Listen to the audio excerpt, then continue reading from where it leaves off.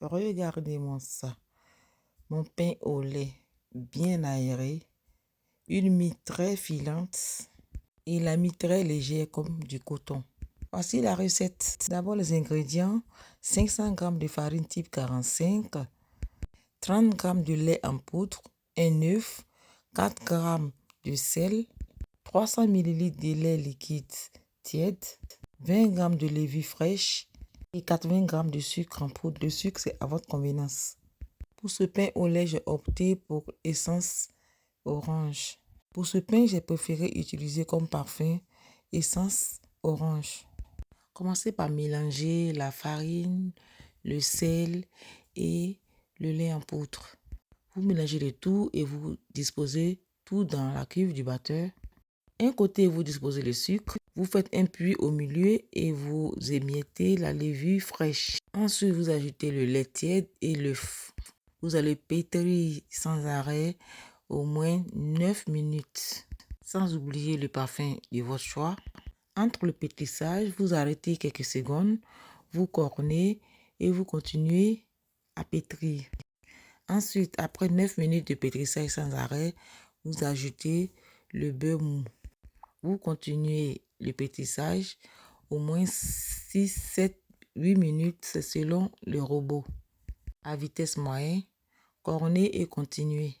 Votre pâte est prête lorsqu'elle se décolle des parois et lorsque vous obtenez un réseau glutineux. Ce qui veut dire vous devez obtenir une pâte très élastique. Pour ceux qui n'ont pas de robot, vous pouvez pétrir votre pâte à la main. Pour ceux qui n'ont pas de robot, vous pouvez travailler cette pâte à la main.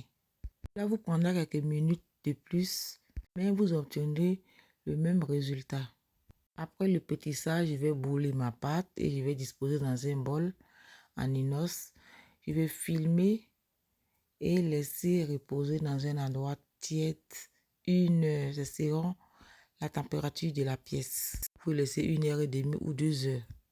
Voilà, 1 heure après, la pâte a doublé de volume. Je renverse le tout sur le plan de travail et je vais dégazer et diviser cette pâte en deux. Vous pouvez diviser en plusieurs pâtons pour obtenir du petit pain au lait, des moyens ou toutes les formes que vous voulez.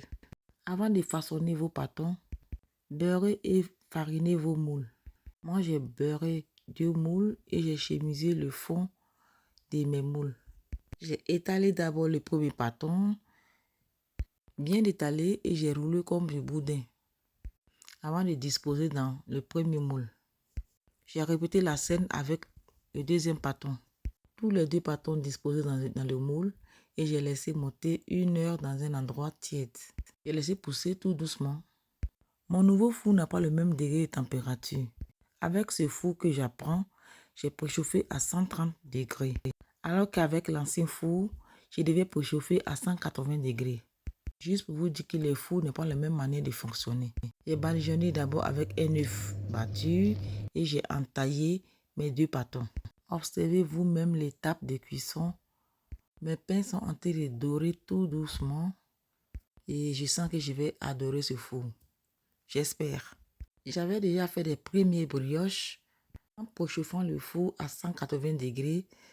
Les pains n'ont pas cuit de l'intérieur, mais cuit de l'extérieur.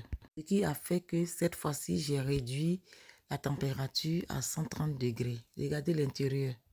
Observez la mie, très filante. J'espère que vous avez aimé la recette. Je vous dis à très bientôt pour encore d'autres recettes. Au revoir.